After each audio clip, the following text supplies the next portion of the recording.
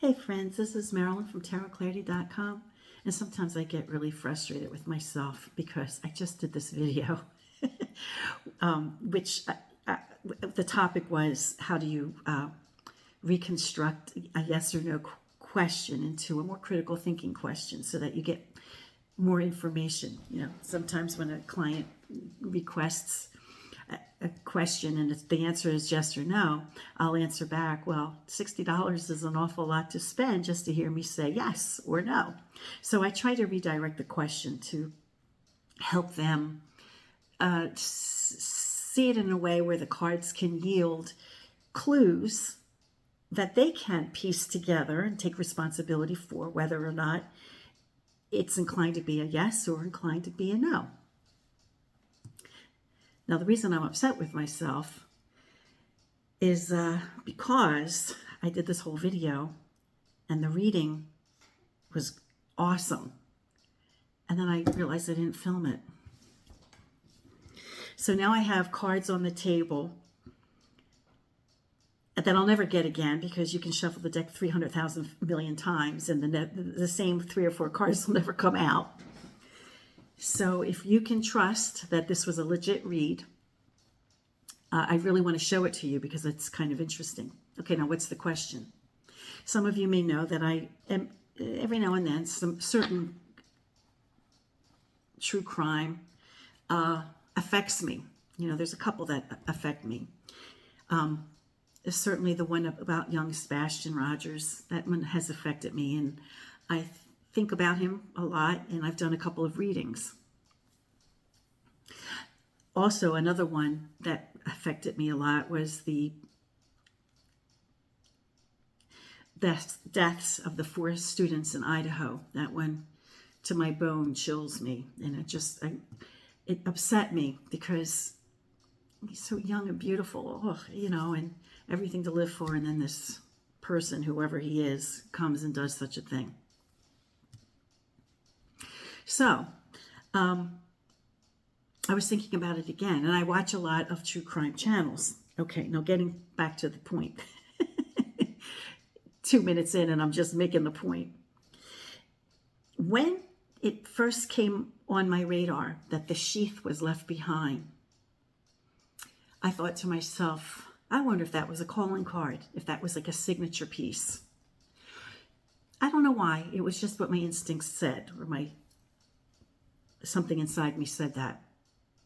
So when I watched these channels, some people are into there are people who work in forensics, or they work in law enforcement, or they're attorneys, and so they know more on these topics than I do. Sometimes, I like to watch the individuals who have the documents in front of them, the transcripts, and they can explain legally what certain things mean in a document that I wouldn't know. So I defer to them for my information. And when it first came out that the sheath was left behind, I put in the comment section of a number of these places to get their opinions collectively. Is it possible that the perpetrator left the sheath as a calling card? And the answer consistently was no, not a calling card.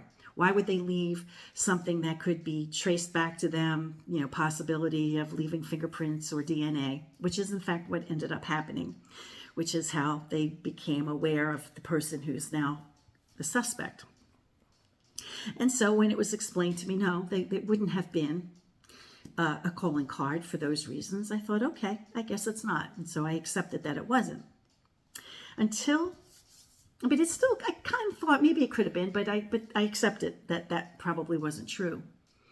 And then about 3 or 4 days ago, maybe longer, time's a blur sometimes, a photograph was released that the suspect who's in custody released a few hours after the crime occurred. And for those of you who aren't familiar with the case, the photograph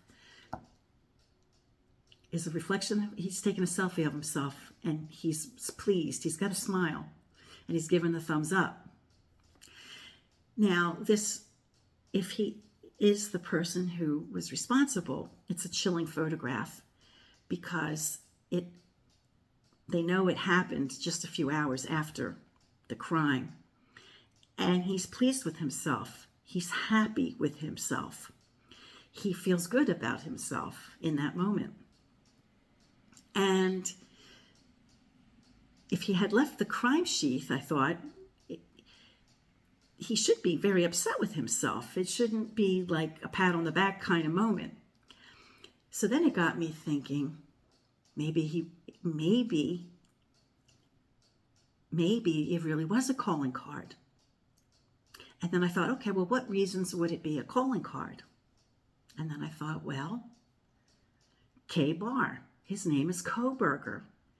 Could it be in his mind, might he have thought it was a clever connection, a clever play with words? Like the K-Bar, is the connection to him. Now, granted,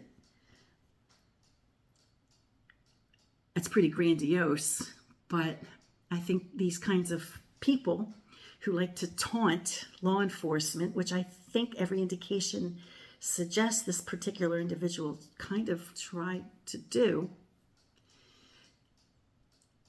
isn't it possible that he did in fact intend for that sheath to be a calling card, and he wasn't concerned about leaving DNA or fingerprints or anything, because I think he figured he was really, really clever and meticulous, as he has been in other, there wasn't, okay, it was seven weeks later, so he had ample opportunity to clean out his car, but they hadn't been able to find too much on this guy, DNA-wise, forensically, right? So I think he thought that he could leave it without leaving a trace. So I thought to myself, okay, I'm not going to ask the cards a yes or no question. Could that have been, was the sheath left as a calling card? Because I don't want to ask like that. So I had two options in mind. One, that it was reckless, mistake, which doesn't seem consistent with being proud of yourself in a photograph. I'd like to have been a fly on the wall if that was a mistake, when he realized that he left the sheath behind. I don't think he'd be like patting himself on the back that he did a great job. I think it's more a case that he was pleased with how it all turned out.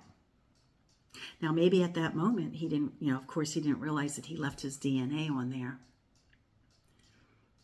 But if he was reasonably concerned that it had DNA on it, he wouldn't have been pleased with himself. So I think he knew he left the sheath there. And I think he was still really proud of himself, because I think it was intended. Okay, so anyway, the question was it a mistake or was it intended? But then I don't want to have it be a yes or no question. So I said, when I meditated to the universe, I said, please yield cards that clearly spell out one or the other. Now, I figured in my own mind, if it was a reckless mistake or if it was a careless error, we'd get a card like the Fool card in there. And then maybe we'd have a couple other cards that could spell out trouble or spell out a mistake. And then I thought, and if it were a calling card, like I sort of suspect, we'll have cards that suggest the manifestation of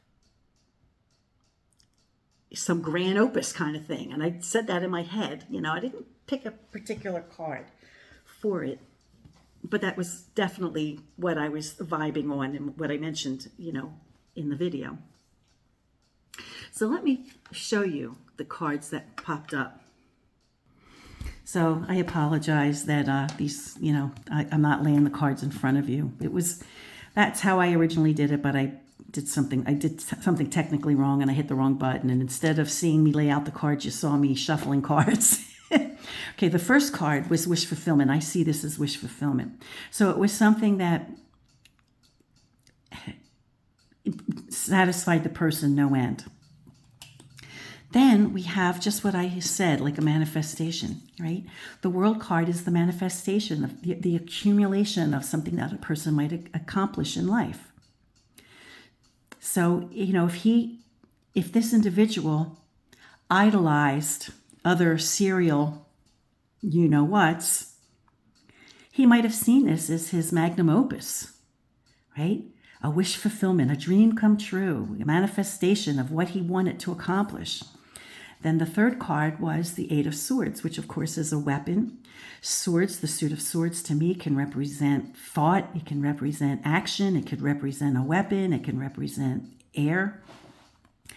And I thought, well, this was in the context of the question. This Eight of Swords, aside from the fact that it's a weapon, similar to this weapon used, and here we have homes, right? We have like the ideal, maybe somebody could say that this is like the neighborhood or whatever, but that's not readily where my mind went. But I thought, this is organization of thought. He put thought into this. He thought this through. 8 is a perfect, for me, 8 is a number of organization. So he neatly thought through this thing. So I thought these 3 cards clearly show an intent. I don't think there's anything, the 2 questions or 2 options were, was it reckless, was it a mistake, or was it intended? And I don't think we could have expressed intention with any 3 cards better than this. I mean, I guess we could, but these cards really spell it out really well. It was like his intent, and it would explain his great pleasure when he took a picture of himself with the thumbs up, that he was proud of himself in the moment, because like other famous serial Ks that he looked up to and aspired to be, they left calling cards. This represented process of thought, deliberate, organized thought.